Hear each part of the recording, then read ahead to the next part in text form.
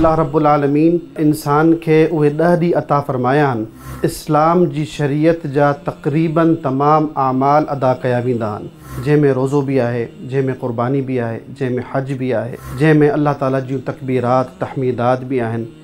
इन ई 10 ॾींहनि में सदका व ख़ैरात भी आहे। इंसान जी मुसलमाननि जी बख़्शिश कंदो आहे त उहे इहे 10 ॾींहं ई आहिनि।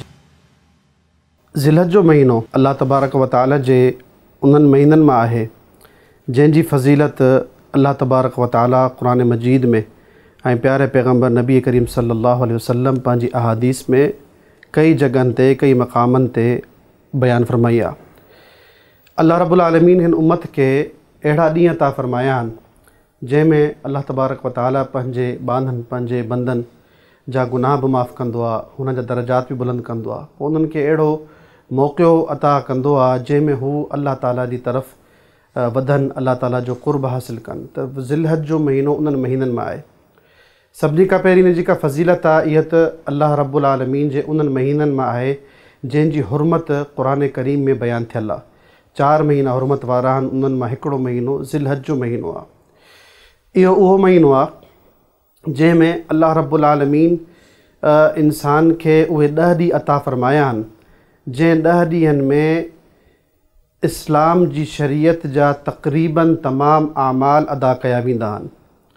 उन्हनि जी मिसाल चंद मां तव्हांखे बयानु कंदुसि, जंहिंमें रोज़ो भी आहे, जंहिंमें क़ुरबानी भी आहे, जंहिंमें हज भी आहे, जंहिंमें अल्लाह ताला जूं तकबीरात तहमीदात भी आहिनि। इन ई 10 ॾींहनि में सदका व ख़ैरात भी आहे। इन्हनि 10 ॾींहनि में अल्लाह तबारक व तआला दुनिया में सभिनी खां वधीक कंहिं ॾींहं में अगरि इंसान जी मुसलमाननि जी बख़्शिश कंदो आहे त उहे इहे 10 ॾींहं ई आहिनि जंहिंजी फ़ज़ीलत आहे। हिननि 10 ॾींहनि जे बारे में अल्लाह तबारक व तआला क़ुरान करीम में इरशाद फ़रमाए थो वल फ़ज्रि व लयालिन आशिर। ऐं अल्लाह तबारक व तआला हिन में कसम खई आहे फ़जर जी ऐं कसम खई आहे 10 रातनि जी। मुफ़स्सिरीन जो इत्तिफ़ाक़ आहे 10 रातियुनि जो जेको तज़किरो आहे उहो इहे 10 ॾींहनि जेके ज़िलहज जा इब्तिदाई 10 ॾींहं बयानु थिया आहिनि। अल्लाह तबारक व तआला जे हिन जी कसम खाइण जो मक़सदु इहो आहे त इन जी ताज़ीम ऐं इन जी हुरमत बयानु कई वञे।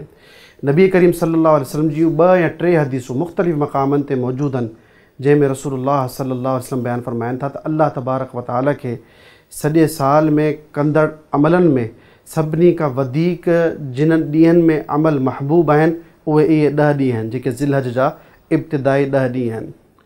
सहाबा किराम पुछनि था ए अल्लाह जे रसूल, छा जिहाद फ़ी सबीलिल्लाह खां वधीक? अल्लाह जे रसूल चवनि था जी हा, जिहाद फ़ी सबीलिल्लाह खां वधीक अल्लाह तबारक व तआला के इन्हनि ॾींहनि में थींदड़ नेक आमाल वधीक महबूब आहिनि, सिवाइ इन हालत में त को मुजाहिद अल्लाह जी राह में निकिरे पंहिंजे माल सां ऐं पंहिंजी जान सां गॾु, ऐं ॿई शयूं वापसि न अचनि। माल बि ख़र्च थी वञे अल्लाह ताला जी राह में ऐं उन जी जान बि शहादत जो रुतबो पाए वञे। सिर्फ़ु इहो इंसान जेको आहे उन अमल खे पहुची सघे थो जेको अमल इन्हनि 10 ॾींहनि में अदा कया वञनि था।